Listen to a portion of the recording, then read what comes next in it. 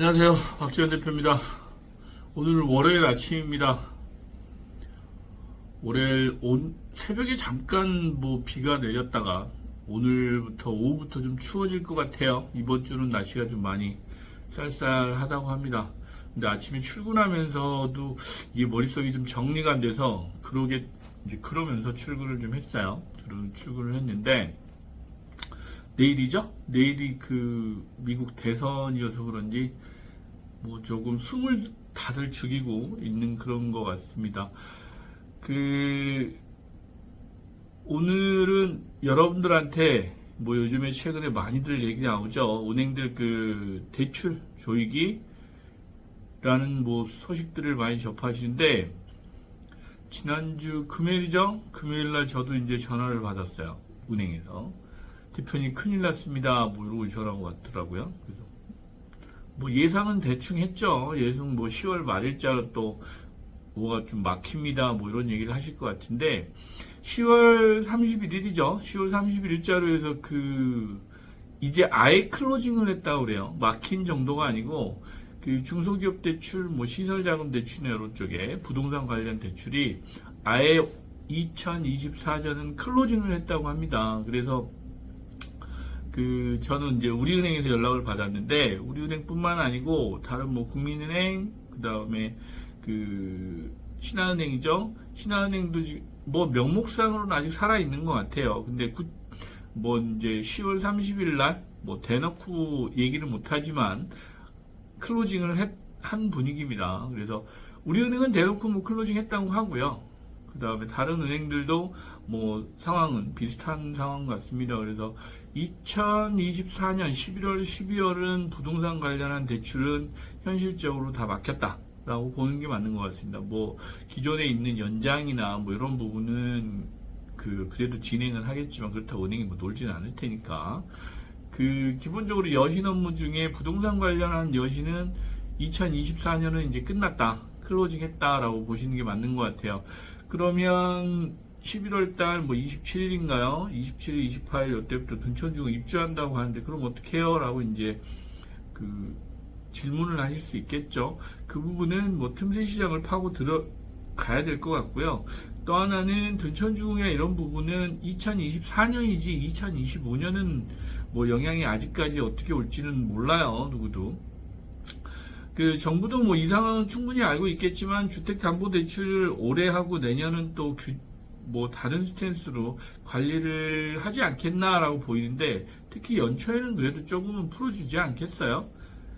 풀어준다고 하는 게 급격히 올해 작년처럼 23년이죠. 23년, 24년처럼 주담대를 아예 그냥 무방비 상태로 풀어놓는 상황은 아닐 텐데, 연초에는 둔천주공 눈치 봐가면서 살살 풀어줘도 한두 달, 두세 달, 요 정도 풀어줘도 모른 척하고 있지 않겠나. 그럼에도 불구하고 주택담보대출 쪽은 규제가 2023년이나 24년처럼 되지는 않을 거다. 느슨하게 관리하지는 않을 거다라는 생각은 하고 있습니다. 실제로 대출 규모가 좀 심각할 정도로 많다고들 하니까 그런 부분은 염두에 두시고, 저는 둔천주공 그렇게 걱정하지는 않습니다. 왜 정부에서도 상황은 분명히 알고 있기 때문에 2024년이 아닌 2025년 연초에는 조금 운신의 폭을 가지고 대응을 하지 않겠나라고 보이고, 일부 이제 잔금 대출이나 이런 부분은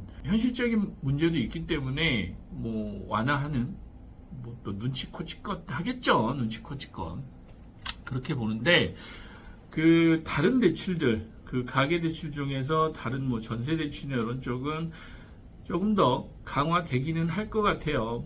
최근에 나왔던 전세 제도가 국토부 장관님은 이제는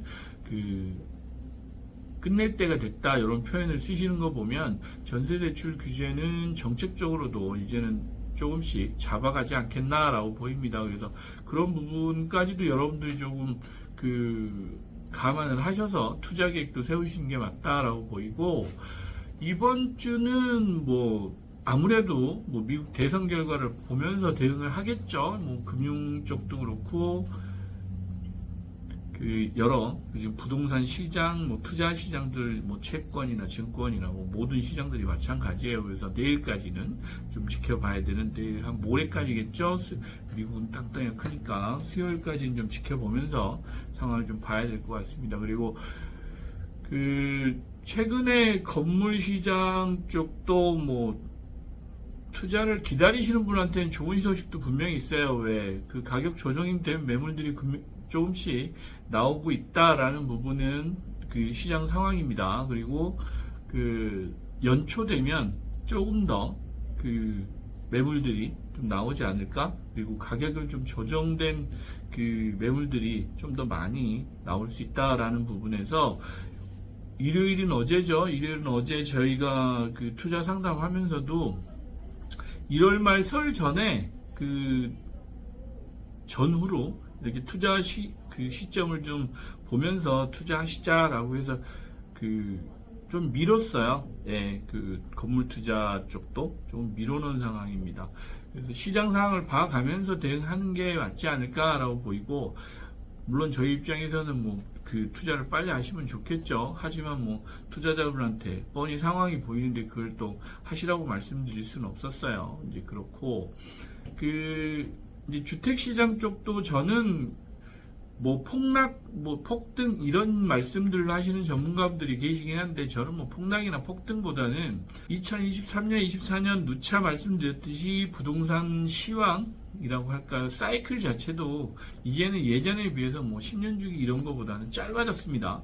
그런 짧아진 주기를 감안하더라도 내년 상반기 정도에는 투자를 할 수 있는 기회도 분명히 있지 않겠나라고 보여요. 실수요자뿐만 아니고 뭐 투자자분들도 기회는 분명히 있을 것 같다라는 생각을 하고 있기 때문에 시장을 좀 더 지켜보면서 가격이 좀 조정된다, 또 조정폭이 좀 크다라고 할 때는 투자를 해도 나쁘진 않을 것 같은 시점이에요. 그래서 내년 구정 전후로, 설날이죠. 설 전후로 조금 시장 상황을 보면서 투자 타이밍을 좀 저도 지켜보고 있다라는 부분을 오늘 말씀드리고 싶었습니다.